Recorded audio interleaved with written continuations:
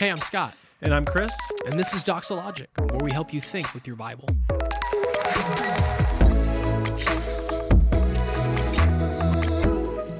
Next question reads like this.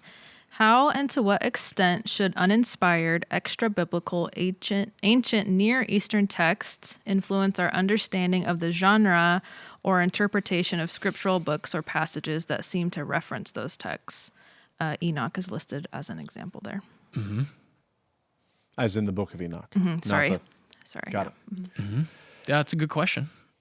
Let's talk about it. We can kind of talk about it from a preaching perspective, because when you're studying a passage of scripture and you're starting to look into like some of the deeper commentary type stuff, you're going to see these connections that they're making between, whether it's a word study or a theological study, ties to like, hey, and this is also present here and here and here in these Jewish texts that all but affirm maybe a point they're trying to make. I guess what I would say is there's tiers of strength of authority.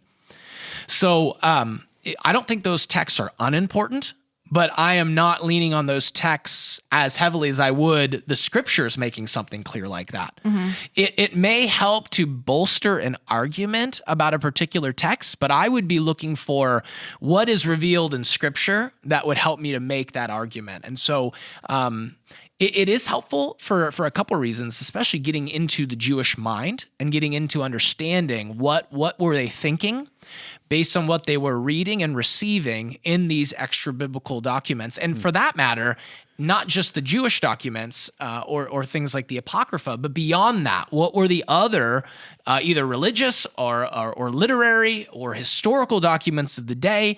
You think about the Ten Commandments and how that's set up, mm-hmm. and some of the background historically in the ancient Near Eastern context about having a similar. Yeah. That was the suzerain, is that what it's called? Like suzerain. The king and his subjects, and making a covenant was modeled after what other nations used, which doesn't really. It's information, but it doesn't really change the meaning of the text itself. Yeah. It's just like God was using something familiar enough in how he structured the covenant, mm-hmm. With Israel, for example. Mm-hmm. I think about Paul using a variety of Greek poets and things like that.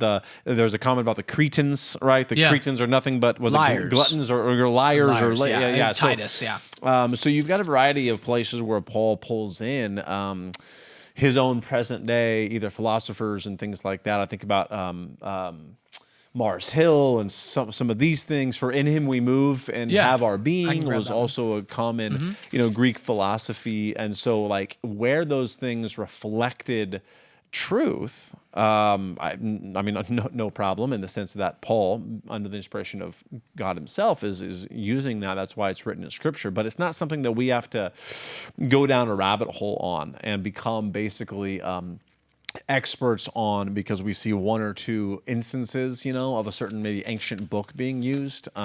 If you're interested in that, it wouldn't stop you from getting to know the background of it, but I wouldn't say you don't have a handle on the Bible. You can't have a handle on the Bible without knowing that's a great point. All of these things. Just would caution that sense of kind of obligation of people that they have to know that. That's super helpful. Titus 1:12, one of the Cretans, a prophet of their own, said, Cretans are always liars, evil beasts, lazy gluttons. I knew, lazy. Okay. So that's there. And then I'm just going to address the passages that you mentioned, as well as Acts 17. Yet he's actually, verse 27, 28, yet he is actually not far from each one of us, for in him we live and move and have our being. And he's quoting, as even some of your own poets have said, quote, for we are indeed his offspring. So there's definitely a usage of that. I think when you jump into a passage, that's helpful to study. But to your point, and I think I would make this really clear, you don't need those documents to be able to adequately address and understand the scriptures. It's a benefit if you can and have the ability to do that. I would also caution, though, if you don't know how to use those sources, it can kind of be dangerous. It can kind of become The word exegetical fallacy comes to mind because D.A. Carson has a book about knowing just enough to kind of be dangerous with some things, where you've not really done the work. And that's a caution for all of us who don't even have enough time to jump into that stuff, as well. So you just want to make sure you're doing your homework, and what you're speaking to when you leverage a document like that, you just make sure it's truly accurate to what's actually in that document, for example. Yeah, super fair. Thanks, guys. You've been listening to Doxalogic, a podcast by Doxa Church in Rockland, California. To learn more, visit us online at doxa.church.